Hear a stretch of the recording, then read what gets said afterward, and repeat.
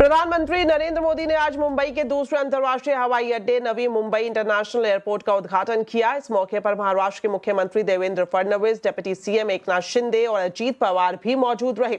आज प्रधानमंत्री को state of the art airport का एक प्रेजेंटेशन भी दिया गया। प्रधानमंत्री ने टर्मिनल का जायजा लिया और साथ ही वहां मौजूद बच्चों से बातचीत भी की। इसके साथ ही प्रधानमंत्री मोदी ने मुंबई में मेट्रो लाइन 3 के अंतिम चरण का भी उद्घाटन किया।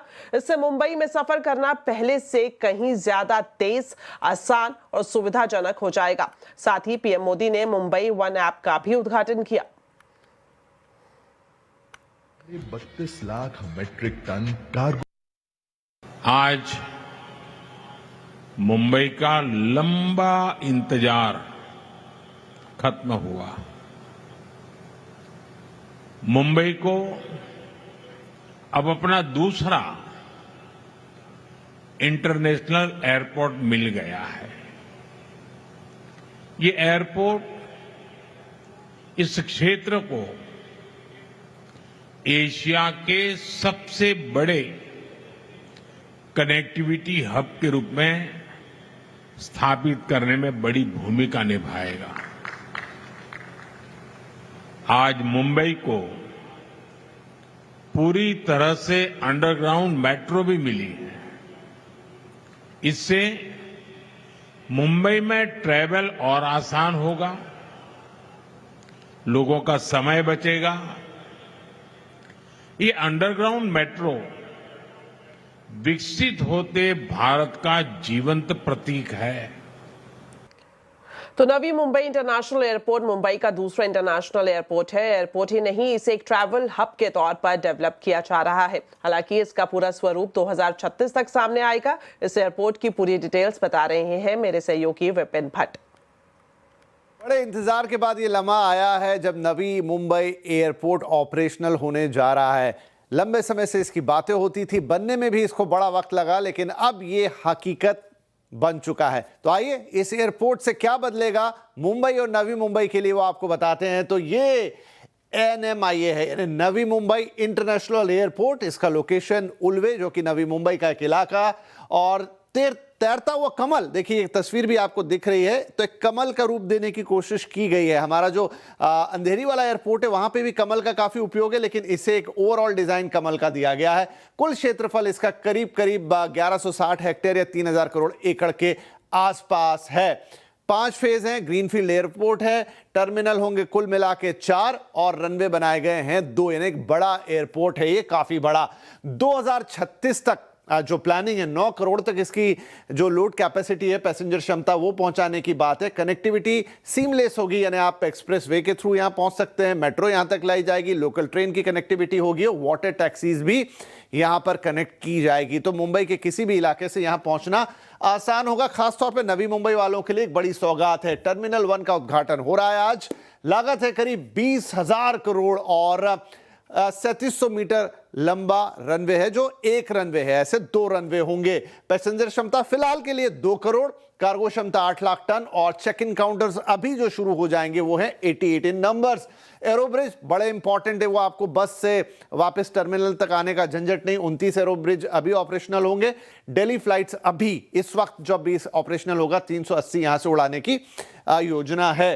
पार्किंग के लिए 42 एयरलाइंस, 23 चार्टर और 7 कार्गो को पार्किंग फिलहाल मिल जाएगी। और देश की सबसे बड़ी MRO यानी मेंटेनेंस, रिपेयर, ओवरऑल सुविधा इस एयरपोर्ट पर बनने जा रही है। तो यह भी एक बड़ा यूनिक फैक्टर इस एयरपोर्ट के साथ जुड़ रहा है। शुरुआत मतलब कमर्शियल जो ऑपरेशंस हैं वो दिसंबर से शुरू हो जाएंगे, और जो एयरलाइंस इनिशिएट करेंगी वो हैं इंडिगो, अकासा, एयर इंडिया और AI एक्सप्रेस। इनकी उड़ानें यहां से शुरू होंगी और धीरे धीरे करके और एयरलाइंस यहां पर जुड़ेगी। ये बड़ा इंटरेस्टिंग एक चीज है। अभी आप जब टिकट लेते हैं बॉम्बे से फ्लाई करने के लिए या बुक कराते हैं तो BOM नाम का कोड आता है। अब एक और कोड आपको देखने को मिलेगा, NMI यानी नवी मुंबई इंटरनेशनल एयरपोर्ट का। तो अब तैयार हो जाइए नवी मुंबई इंटरनेशनल एयरपोर्ट से उड़ान भरने के लिए। तो मुंबई के बाद बात करते हैं दिल्ली एनसीआर की, जहां जल्द ही नोएडा इंटरनेशनल एयरपोर्ट के रूप में दूसरा इंटरनेशनल एयरपोर्ट मिलने वाला है। पहले कई बार निर्माण कार्य में देरी हुई, लेकिन अब नोएडा इंटरनेशनल एयरपोर्ट लिमिटेड ने सरकार को आश्वस्त किया है कि एयरपोर्ट का काम 30 अक्टूबर तक पूरा कर लिया जाएगा। इस परियोजना को लेकर तैयारियां तेज है और इसे तय समय पर पूरा करने की कोशिश भी जारी है। तो कैसी चल रही है तैयारी, कब तक पूरा होगा एयरपोर्ट का काम, इस पर पूरी जानकारी बता रहे हैं संवाददाता रोहन सिंह। जी, नोएडा इंटरनेशनल एयरपोर्ट के काम में पहले भी कई बार देरी हो चुकी है। सबसे पहले ये 2024 अक्टूबर तक पूरा हो जाना था, लेकिन वो नहीं हुआ। अगली डेट रखी गई 2025 के अप्रैल की, वो भी पूरा नहीं हुआ। उसके बाद महीने दर महीने डिले होता रहा, यहाँ तक कि जो इसके डेवलपर हैं उन्हें हर महीने 3 करोड़ की पेनल्टी भी देनी पड़ रही है इस वक्त इस डिले की वजह से। लेकिन अब नोएडा इंटरनेशनल एयरपोर्ट के जो डेवलपर हैं ज्यूरिख इंटरनेशनल, उनकी तरफ से सरकार को एक आश्वासन दिया गया है कि अक्टूबर के अंत तक ये काम पूरा हो जाएगा। कुछ जो छत और बाकी जो काम बचे हुए थे वो लगभग कंप्लीशन पे है और फिनिशिंग टच का जो काम है वो पूरा हो रहा है और अक्टूबर के अंत तक इसके जो पूरा निर्माण है वो पूरा हो सकता है और नवंबर में जो है इसका इनॉग्रेशन की संभावना जताई जा रही है। करीब 1 महीने का समय लगेगा निर्माण काम पूरा होने के बाद। जो लाइसेंसिंग की प्रक्रिया है, डीजीसी और बाकी एजेंसीज हैं वो इस काम को कर रही है, उसमें 1 महीने का समय लग सकता है और हम उम्मीद कर सकते हैं कि जो निर्माण काम पूरा होने से 45 दिन के अंदर जो पहली उड़ान है वो भरी जाएगी। तो इस साल के अंत तक दिल्ली एनसीआर को अपना जो दूसरा एयरपोर्ट है वो मिल सकता है और ये देश में दूसरी बार ऐसा होगा कि एक शहर के अंदर 2 एयरपोर्ट होंगे। ट्विन एयरपोर्ट का जो कॉन्सेप्ट है, तो जेवर एयरपोर्ट भी अगले कुछ महीनों में बनके तैयार होने वाला है। चलिए बढ़ते हैं आगे और आपको बताएं, राजधानी दिल्ली में देश के सबसे बड़े मोबाइल मेले की शुरुआत हो गई है। प्रधानमंत्री नरेंद्र मोदी ने आज दिल्ली में इंडिया मोबाइल कांग्रेस 2025 का उद्घाटन किया। उन्होंने इसे एशिया का सबसे बड़ा डिजिटल टेक मंच बताया। भारत की एक्सपोर्ट रेडी 4G तकनीक का जिक्र करते हुए प्रधानमंत्री मोदी ने कहा कि देश तेजी से ग्लोबल टेक वैल्यू चेन का एक प्रमुख खिलाड़ी बन रहा है। आत्मनिर्भर विजन को आगे बढ़ाते हुए मोदी ने निवेशकों और इनोवेटर से मेक इन इंडिया थीम में निवेश करने का आग्रह किया। प्रधानमंत्री ने कहा कि ये मेक इन इंडिया के लिए सबसे अच्छा वक्त है। This is the best time to invest, innovate and make in India. हमें देखना होगा कि ग्लोबल सप्लाई चेन में कहां रुकावटें आ रही, मोबाइल, टेलीकॉम, इलेक्ट्रॉनिक्स और पूरे टेक्नोलॉजी इकोसिस्टम में जहां भी ग्लोबल बॉटलनेक्स हैं, वहां भारत के पास दुनिया को सॉल्यूशन देने का मौका है। उदाहरण के लिए हमने पहचान की सेमीकंडक्टर मैन्युफैक्चरिंग की कैपेसिटी अब कुछ गिने चुने देशों तक सीमित थी और पूरी दुनिया डाइवर्सिफिकेशन चाहती थी। आज भारत ने इस दिशा में महत्वपूर्ण कदम उठाया है।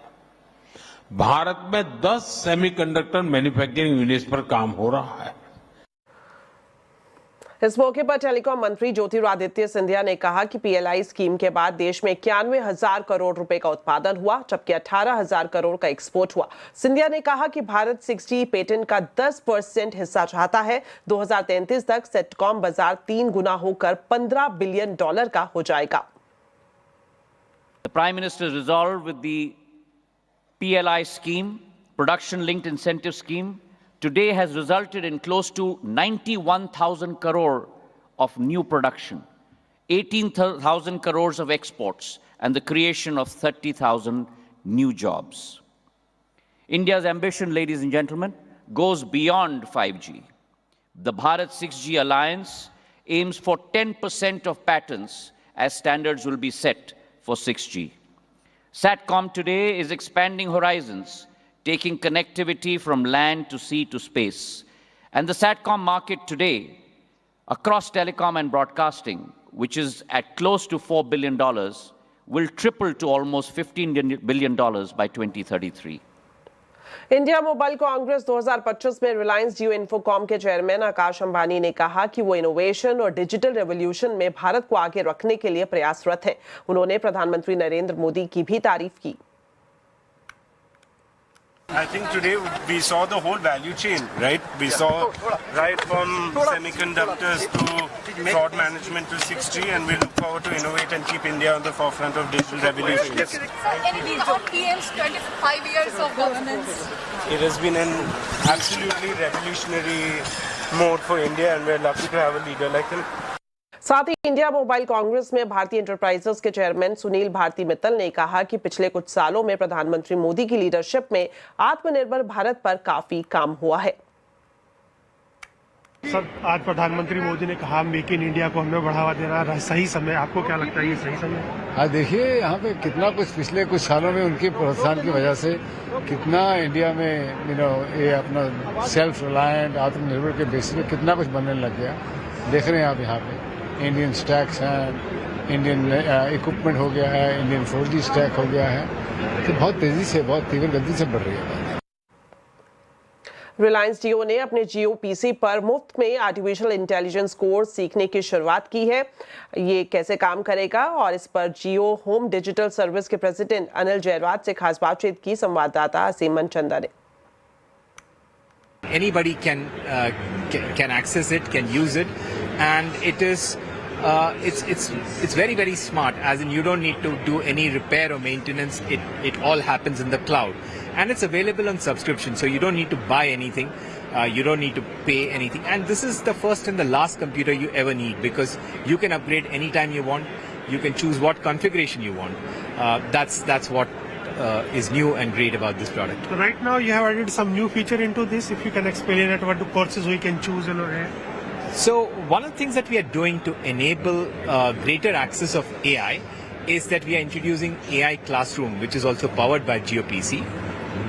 The beauty about this is that it's a course that has been designed by Geo Institute and eminent scientists there who have made a course which is applicable for every individual, somebody who's curious about AI, students in particular who want to learn a bit about AI. This is, as I mentioned, this is a free course. It covers all tools that are there and is constantly evolving as a course, because AI is evolving. So you will get a certificate after completing this course? So yes, if you complete it, you get a completion badge. If you do it on a GeoPC, you get a certificate from Geo Institute, and you also get continued learning for a year, because whatever happens in 1 month, if something changes, we keep adding that to the course, and that's why it's a smart course to take.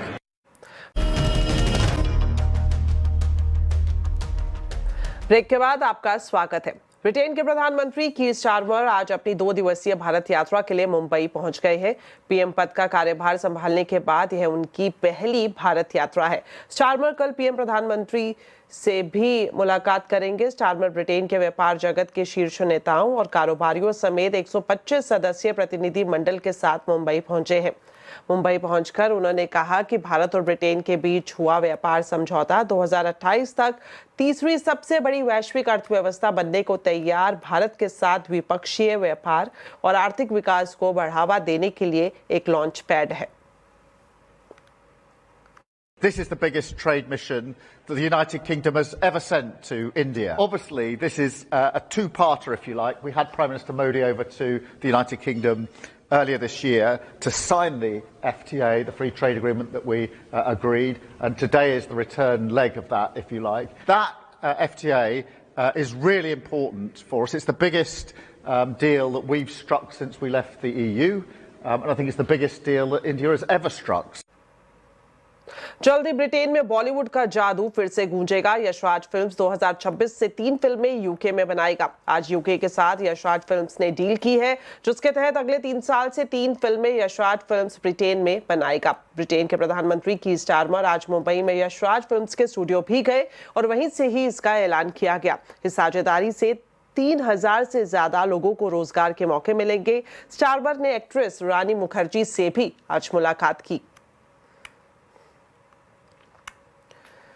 आज air force day पर देश भारतीय वायुवीरों को सलाम कर रहा है। 93वें स्थापना दिवस के मौके पर गाजियाबाद के हिंडन एयरबेस पर भव्य परेड में वायुसेना ने राफेल, सुखोई, स्वदेशी नेत्र, C-17 ग्लोबमास्टर, आकाश मिसाइल, C-130J हरक्यूलिस और एडवांस लाइट हेलीकॉप्टर के साथ अपनी ताकत का प्रदर्शन किया। वायुसेना प्रमुख चीफ मार्शल AP सिंह ने परेड का निरीक्षण कर वायुवीरों को संबोधित किया। इस दौरान उन्होंने कहा कि उन्हें गर्व है कि वो ऐसी वायुसेना का हिस्सा है जो न केवल अत्याधुनिक तकनीक से लैस है बल्कि साहस और समर्पण में भी अतुलनीय है। इससे पहले CDS अनिल चौहान और तीनों सेनाओं के प्रमुखों ने नेशनल वॉर मेमोरियल पर शहीदों को श्रद्धांजलि अर्पित की। मुझे एक गर्व है कि मैं आज ऐसी वायुसेना का हिस्सा हूं जो टेक्नोलॉजी और क्षमता में संसार की अग्रिम वायुसेनाओं में से एक है। एक ऐसी वायुसेना जिसने देश के हर संकट में आगे बढ़कर चुनौतियों का सामना किया। एक ऐसी वायुसेना जिसका हर वायु योद्धा देश की रक्षा के लिए एक इशारे पर अपनी जान कुर्बान करने को तैयार है। हमारे वायुवीरों ने हर युग में इतिहास रचा है। 1947 में कश्मीर की रक्षा, 1965 में आकाश से प्रहार, 1971 में एक नए राष्ट्र की रचना, 1999 में कारगिल में अदम्य साहस, 2019 में बालाकोट में आतंकियों का नाश और इस वर्ष ऑपरेशन सिंदूर में मात्र 4 दिनों में शत्रु पर विजय। भारतीय वायुसेना ने हर मुकाम पर सामर्थ्य और वीरता का उदाहरण प्रस्तुत करते हुए तिरंगे की आन और शान की हिफाजत की है। अब आपको आज के आवाज अड्डा के टॉपिक के बारे में बताते हैं। ऑपरेशन सिंदूर में मुंह की खाने के बाद पाकिस्तान अंदरूनी विद्रोह और अशांति से जूझ रहा है और अब मुनीर और शहबाज अमेरिका और अरब में सहारा खोज रहे हैं। ऐसे में भारत की डिप्लोमेसी के सामने क्या चुनौती है, आवाज अड्डा में आज हम इसी पर एक चर्चा करेंगे। जरूर देखिए शाम 7:57 पर पाकिस्तान हारा खोजे सहारा। तो चलिए इसी के साथ फिलहाल इस बुलेटिन में इतना ही। आप खबरों पर अपडेट रहे, CNBC आवाज से जुड़े रहे हमारे सोशल मीडिया हैंडल्स के जरिए। नमस्कार।